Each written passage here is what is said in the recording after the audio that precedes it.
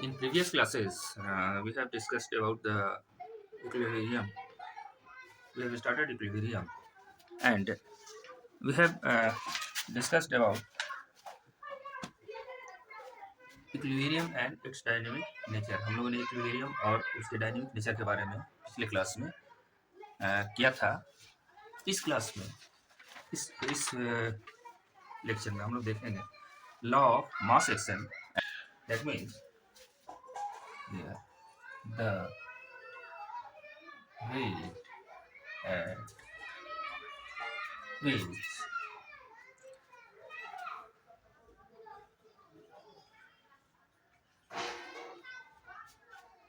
the reacts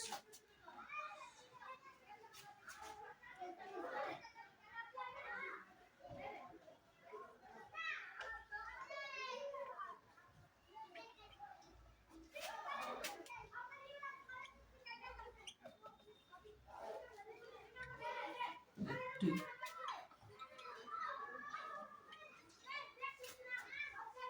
and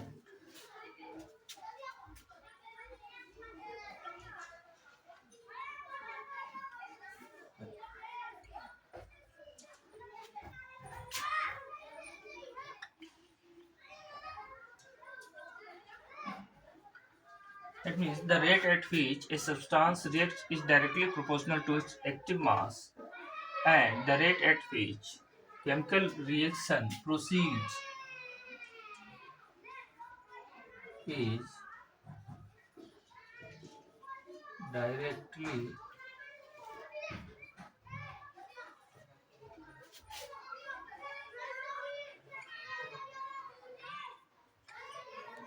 proportional to the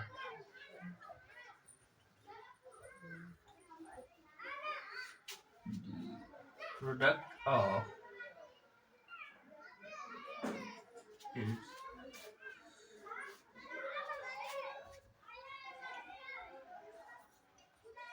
active masses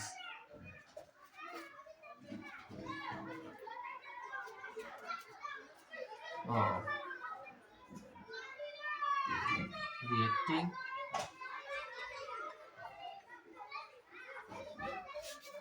that means the rate at which a substance reacts is directly proportional to active mass। अब active mass होता क्या है कि जैसे आप कोई भी केमिकल स्पीसीज आपस में रिएक्ट करता है तो जो उसका कंसंट्रेशन है that is called which is participating in that chemical reaction is called active mass. तो उस एक्टिव मास को वो एक्टिव मास जो होता है उस सब्सटेंस का वो प्रोपोर्शनल होता है जिस रेट से रिएक्शन आगे प्रोसीड करता है।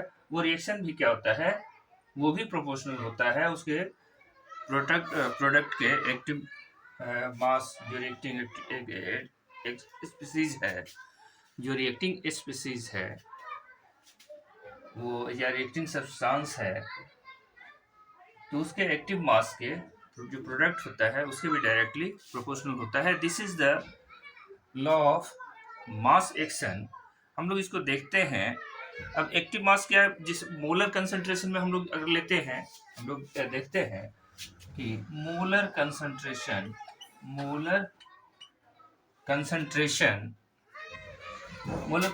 क्या होता है इसको हम लोग लिखते हैं मोल पर liter। This is the molar concentration. There is a number of moles per liter. That is the molar concentration, and this is called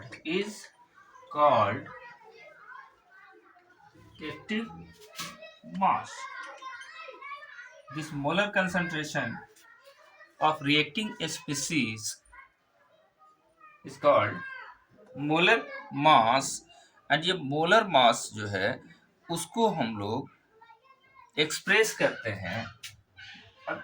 अब इस एक्सप्रेस कैसे करते हैं? इट इज एक्सप्रेस्ड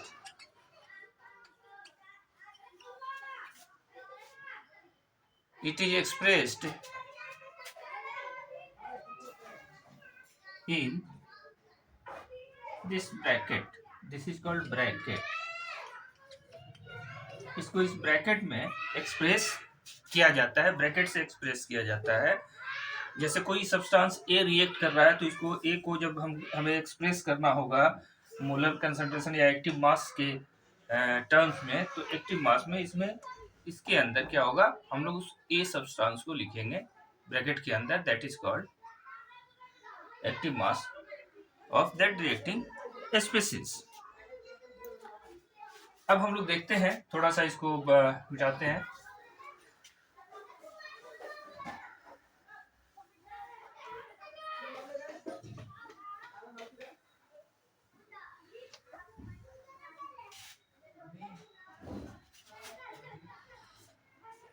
एक एग्जांपल से देखते हैं। देख, A is equal to y c, एक इक्वेशन है where this A is called activity of reactant,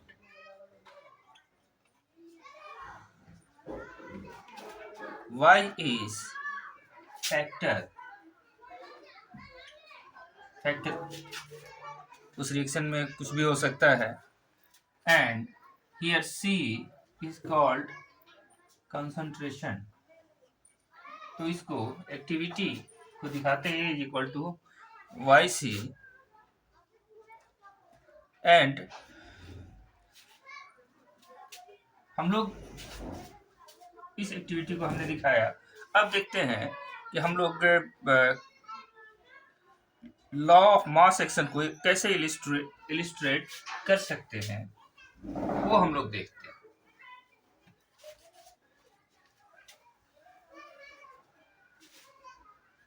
To illustrate the law of mass action,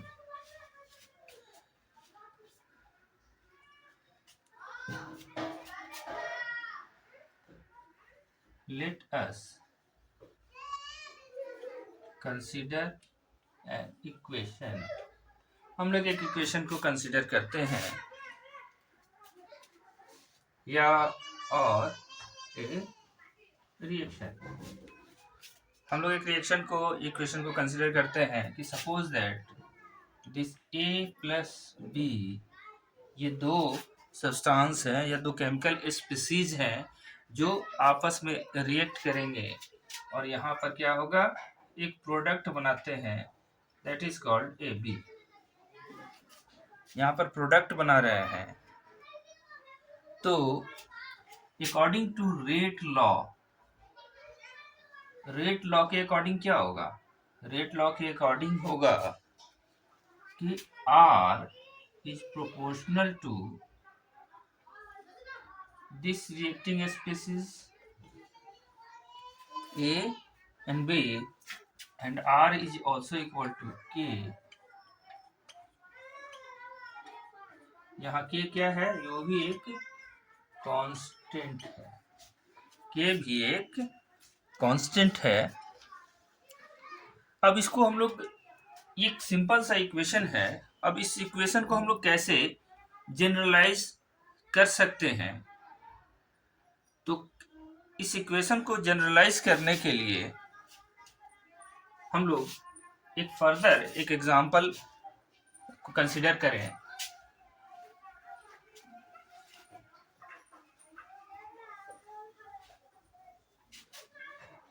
हम लोग एक एग्जांपल लेते हैं, फॉर एग्जांपल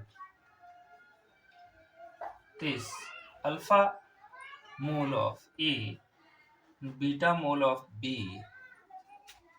ये दो स्पीशीज आपस में रिएक्ट करते हैं,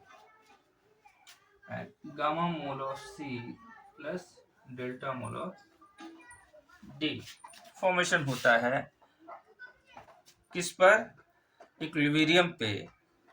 हमें ये एक इक्वेशन मिलता है, this is called delta D. अब हम लोग देखते हैं अकॉर्डिंग टू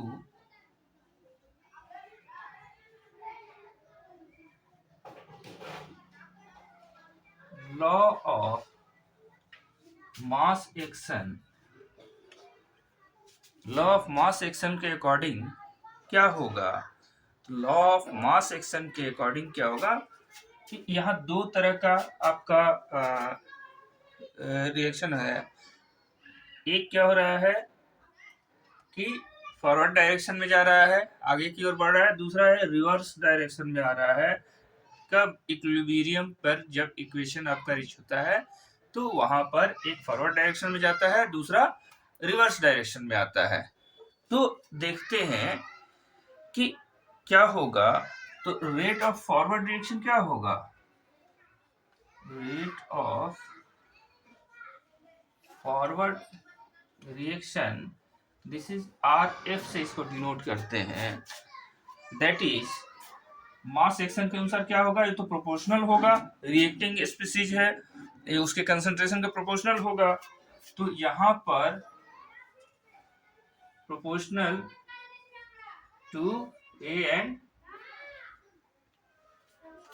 B और RF इज इक्वल टू, यहाँ क्या होगा? KF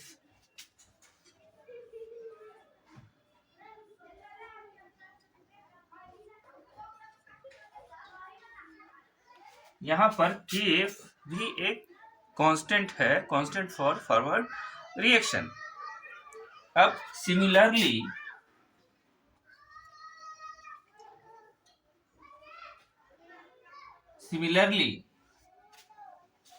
अब क्या होगा कि जब रिवर्स रिएक्शन होगा तो उसके लिए भी rate of reverse reaction RR is equal to हो जाएगा KR C, यहाँ पर gamma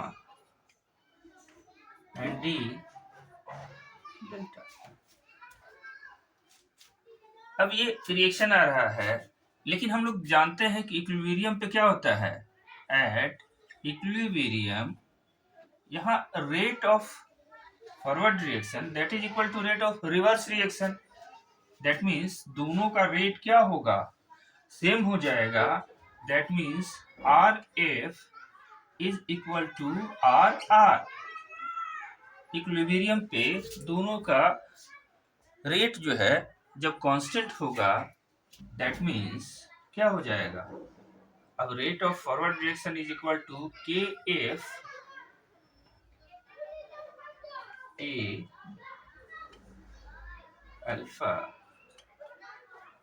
B beta that is equal to KR C gamma and D delta. अब इसको देखते हैं KF by KR। अब इसको इधर लेके आते हैं। नेक्स्ट में देखते हैं KF by KR that is equal to what? This KF by KR that is C gamma D delta by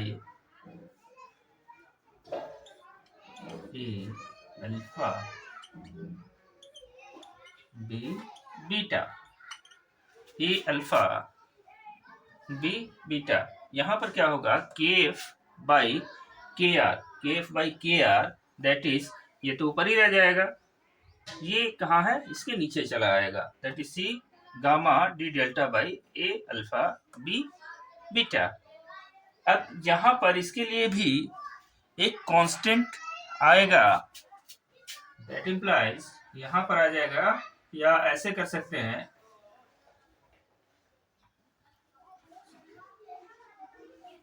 कि T C gamma delta by A alpha beta. ये 4 आ रहा है। That is KT। यहाँ KT क्या है कि ये एक अनदर कांस्टेंट है which is equal to KF by KR. This is known as thermodynamic equilibrium constant. This KT is known as thermodynamic equilibrium constant, or KT, that is equal to this. We can take this equation 1, क्योंकि इस equation की आगे हमें जरूरत पड़ने वाली है।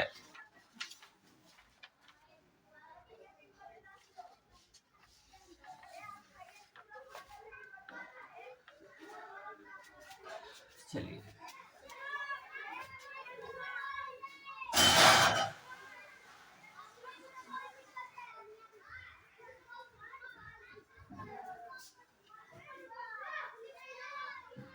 इस इक्वेशन की चूंकि जरूरत पड़ेगी केटी की, इसलिए हमने इसको अभी लिखा हुआ है।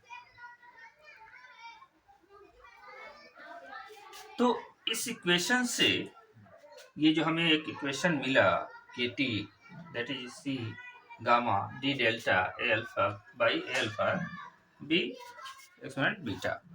अब इससे हम लोग क्या निष्कर्ष निकालते हैं, हम लोग क्या कर सकते हैं? तो इट कैन बी सेड कि when A reversible reaction is reached at equilibrium, जब आपका रिवर्सिबल रिएक्शन है, हमने देखा तो when a reversible reaction is reached at equilibrium, the product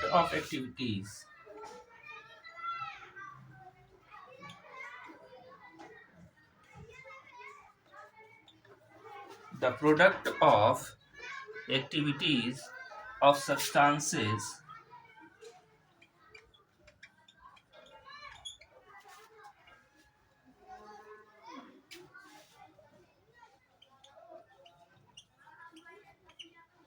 जो हमारा इक्वेशन आया था इक्विलिब्रियम से इस साइड में, ये तो क्या था? रिएक्टेंट था, और यहाँ ये हमारा प्रोडक्ट था। तो ये प्रोडक्ट वाला ये हिस्सा है और रिएक्टेंट वाला हिस्सा कहाँ है? नीचे है।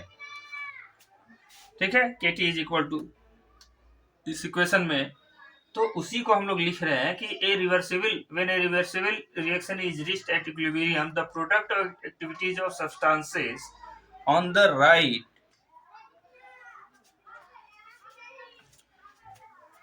divided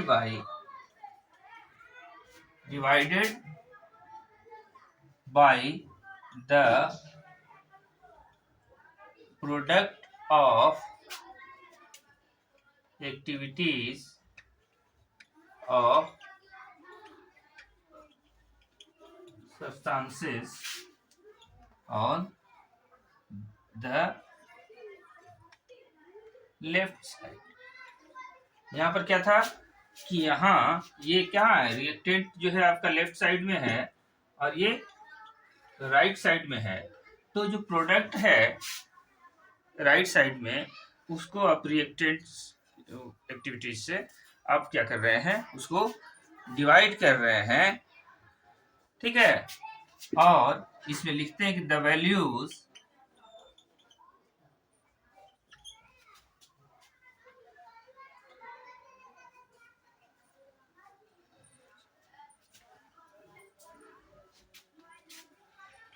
gives a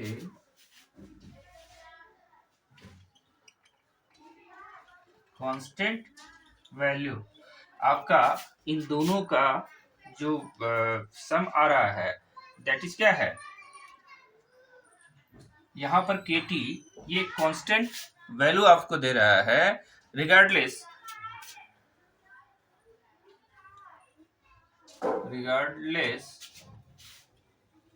how many changes the activities, that means उस एक्टिविटी में कितने चेंजेस हुए हैं उससे कोई फर्क नहीं पड़ता। लेकिन यहाँ दोनों का जो डिवीजन है, अब प्रोडक्ट का जो डिवीजन है और रिएक्टेंट के प्रोडक्ट का जो दोनों के बीच का जो रेशियो है, that gives a constant value. और इसमें आपका क्या चेंज आ रहा है एक्टिविटीज में, उसमें कितनी बार चेंज आ रहा है, that doesn't matters for it, it gives the constant value. अब this equation is valid only for ideal gases, ideal solutions only। तो ये आइडियल सॉल्यूशंस या आइडियल गैसेस के लिए ये वैलिड है। If that is not ideal gas और ideal solution, that means equilibrium establish नहीं होगा और हमारा ये रिलेशन नहीं आएगा। ये क्या करेगा, वैल्यू जो है कांस्टेंट का वो डेविएट कर जाएगा। हम लोग इसको लिख सकते हैं, तो इरेज करते हैं।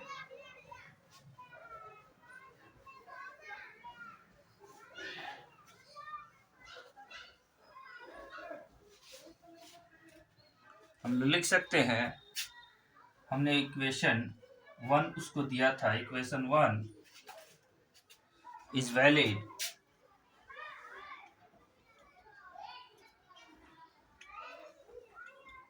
Ideal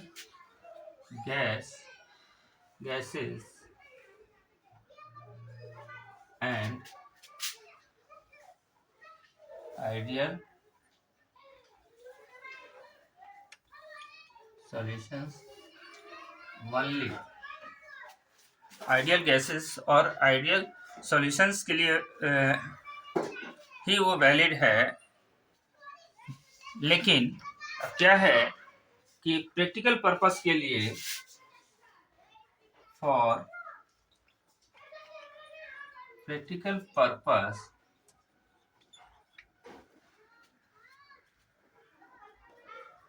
the activities are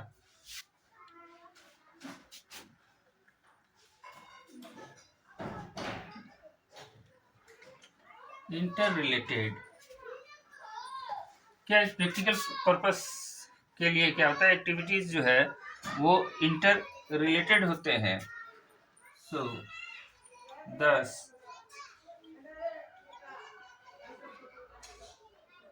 the general reaction क्या होगा, alpha A plus beta B gamma C delta D. अब क्या है कि हमने इस इक्वेशन को फिर से लिखा है, लिखना जरूरी नहीं था लेकिन सुविधा होती है आगे हम लोगों को, तो उसके लिए हमने लिखा। अब क्या है कि हमारा 3 जो एक्टिविटीज जो हैं, हमारा 3 कंडीशन है। जैसे हम एक्टिविटीज को अगर कंसंट्रेशन के रूप में लेते हैं तो कैसे लिख सकते हैं, सेम इक्वेशन को, एक्टिविटीज को अगर हम मोल फ्रैक्शन के रूप में लेते हैं तो कैसे लिख सकते हैं, और एक्टिविटीज को हम लोग अगर पार्शियल प्रेशर के रूप में लेते हैं तो कैसे लिख सकते हैं। तो इसे क्या है कि when activities are taken as concentration in, अब कंसंट्रेशन किस में लेते हैं हम लोग, मोल पर लीटर। अगर इसमें कंसंट्रेशन लेते हैं तो इसको हम लोग कैसे लिखते हैं कि केसी, और चूंकि कंसंट्रेशन के टर्म में ले रहे हैं तो यहाँ कंसंट्रेशन के लिए हम लोग एक वर्ड, एक टिपिकल लेटर डिनोट करते हैं सी। तो यहाँ सी और ये सी आता है इस सी के लिए। और यहाँ पर क्या है, यहाँ कितना मोल्स लिया है आपने, गामा मोल्स प्रोडक्ट बना है, तो गामा और कंसंट्रेशन ऑफ क्या है D number of moles delta, यहाँ पर ए अल्फा, कंसंट्रेशन बी बीटा।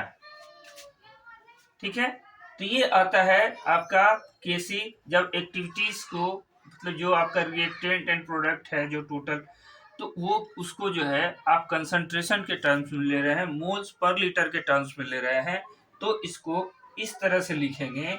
लेकिन अगर किसी को when activities are taken as, अब हमने 3 बताया था, एक एक्टिविटीज को हम लोग मोल्स पर लीटर में ले रहे हैं, दूसरा हम लोग क्या ले रहे हैं, मोल फ्रैक्शन में ले रहे हैं। तो taken as mole fraction, mole fraction को हम लोग किससे डिनोट करते हैं, के एक्स। के तो कांस्टेंट यूनिवर्सल सबके लिए आ रहा है, सेम इक्वेशन के लिए के आ रहा है, लेकिन अगर कंसंट्रेशन के टर्म्स में लेते हैं तो यहाँ के सी कर देते हैं, और अगर मोल फ्रैक्शन के टर्म्स में लेते हैं तो यहाँ के एक्स हो जा रहा है। तो this K X that is equal to क्या, K X is equal to, यहाँ जब मोल फ्रैक्शन ले रहे हैं सी, और यहाँ क्या है gamma, to D delta by A, sorry यहाँ थोड़ा सा स्पेस की कमी हो जा रही है, तो इसको फिर से हम लिखते हैं, यहाँ K X is equal to mole fraction of C gamma and mole fraction of D delta by mole fraction of A alpha and mole fraction of B beta. ये आ रहा है जब एक्टिविटीज को मोल फ्रैक्शन के रूप में अगर हम लोग लिखते हैं तो। लेकिन अगर एक्टिविटीज को पार्शियल प्रेशर के रूप में अगर लिखा जाए, when activities are taken as partial, अगर पार्शियल प्रेशर के रूप में लिखा जाता है तो क्या होगा कि P that is equal to partial pressure of C, how much mole, gamma, and partial pressure of D delta by partial pressure of A alpha mole, partial pressure of B beta mole. तो ये हमारा 3 equation मिलता है। First ये concentration के लिए हम लोग सी डिनोट करते हैं, कोई अंतर नहीं, एकदम नॉर्मल जो हमने इक्वेशन लिखा था वही इक्वेशन है जो हमने जो नॉर्मल एक इक्वेशन इसके पहले लिखा था, इक्वेशन नंबर 1 रेफर करेंगे इसके पीछे पिछले वाले स्लाइड में का। तो जस्ट इक्वेशन 1 में हमने जो दिया था तो उसी का ये है कि कंसंट्रेशन के टर्म्स में कर रहे हैं, तो सी को यहाँ इंट्रोड्यूस कर रहे हैं फॉर, यहाँ C and D as usual, इसका जो मीनिंग है सी एंड डी जो product and A and B reactant है हमारा, तो वो एज यूजुअल उसका मीनिंग रहेगा। बस केवल ये कंसंट्रेशन का टर्म्स वहाँ इंट्रोड्यूस कर रहे हैं। दूसरे वाले में मोल फ्रैक्शन में हम यहाँ मोल फ्रैक्शन के लिए एक्स इंट्रोड्यूस कर रहे हैं और पार्शियल प्रेशर के लिए हमने पी इंट्रोड्यूस किया है। तो जब न्यूमेरिकल सॉल्व करेंगे तो ये देखेंगे कि उसमें क्या यूज हुआ है, उसके अकॉर्डिंग हम लोग जो है इसको जो है इधर मोल फ्रैक्शन यूज हुआ तो मोल फ्रैक्शन वाला यूज करेंगे, पार्शियल प्रेशर यूज हुआ तो पार्शियल प्रेशर का यूज करेंगे।